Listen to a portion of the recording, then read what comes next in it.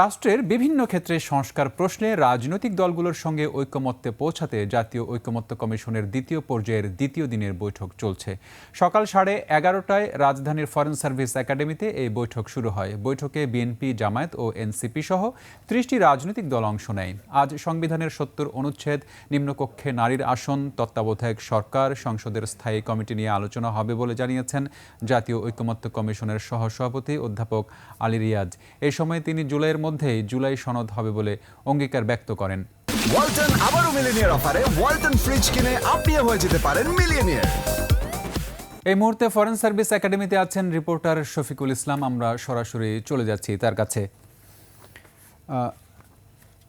শফিক, আজ কোন কোন দল আলোচনায় অংশ নেয় এবং কি কি নিয়ে আলোচনা হলো?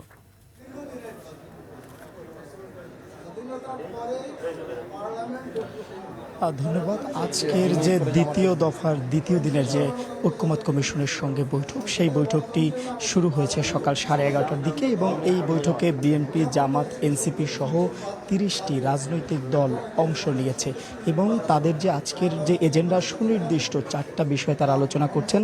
আমি যে একটু বিষয়গুলো বলি, সংবিধানের 70 অনুচ্ছেদ, নারী আসনের সংখ্যা, তত্ত্বাবধায়ক সরকার ব্যবস্থা সহ তারা মোট 4টি বিষয় নিয়ে আলোচনা করছে। তো এই আলোচনায় কিন্তু বিএনপির পক্ষ থেকে বিএনপির স্থায়ী কমিটির সদস্য সালাউদ্দিন আহমেদ যুক্ত হয়েছিলেন এবং তিনি কিছুক্ষণ আগে ব্রিফিং করেছেন। তিনি জানিয়েছেন যে সংবিধানের 70 অনুচ্ছেদ তারা সংস্কার চাচ্ছেন, সেই সঙ্গে সরকারের যে ঐকমত্য কমিশন আস্থা ভোট, অর্থ বিল ও সংবিধান সংশোধন বিল বাদে বাকি বিষয়ে সংসদ সদস্যরা ভোট দিতে পারবেন যে প্রস্তাব দিয়েছেন, এই প্রস্তাবের সঙ্গে তারা আরও একটি প্রস্তাব যুক্ত করেছেন, যে প্রস্তাবটি হচ্ছে জাতীয় নিরাপত্তা সংশ্লিষ্ট বিষয় তারা যুক্ত করার প্রস্তাব দিয়েছেন এবং সেই সঙ্গে তারা বলেছেন অন্তর্বর্তী সরকারের অধীনে তারা স্থানীয় সরকার নির্বাচন চায় না এবং তত্ত্বাবধায়ক সরকারের মেয়াদ 3 বছর হয়, 3 মাস যাতে হয় সে বিষয়ে তারা প্রস্তাব দিয়েছেন। এছাড়াও যে গণসংহতি আন্দোলনের জুনায়েদ সাকি তিনিও বক্তব্য দিয়েছেন। তিনি বলেছেন 70 অনুচ্ছেদের গণতান্ত্রিক ব্যবস্থার জন্য বিরোধী এবং এতে জনগণের জবাবদিহিতা ক্ষতিগ্রস্ত হচ্ছে, তারা এটি বিলুপ্ত চাচ্ছে এবং সেই সঙ্গে তারা বলেছেন যে এই যে আলোচনা, এই আলোচনা প্রথম দিন আলোচনা এবং দ্বিতীয় দিন যাতে সিদ্ধান্ত নেওয়া হয় এমন একটা প্রস্তাবনা তারা দিয়েছেন এবং সেই সঙ্গে আগামী নির্বাচন হবে জাতীয় নির্বাচন ও সংবিধান সংস্কার পরিষদ নির্বাচন এমনটা বলেছে। এই মুহূর্তে জামায়াতের পক্ষ থেকে ব্রিফিং করা হচ্ছে, আমরা সরাসরি চলে যাচ্ছি সেখানে।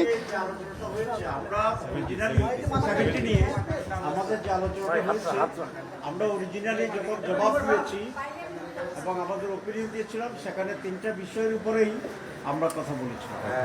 একটা প্রথম হচ্ছে অর্থ বিল বা বাজেট যেটা আছে, কমিশনের পক্ষ থেকে শুধু এই শব্দটাই ছিল যে অর্থ বিলে ছাড়া আর বাকি সব বিষয়ে তারা ডিফার করতে পারবে পার্লামেন্টের নিয়ন্ত্রণ থেকে।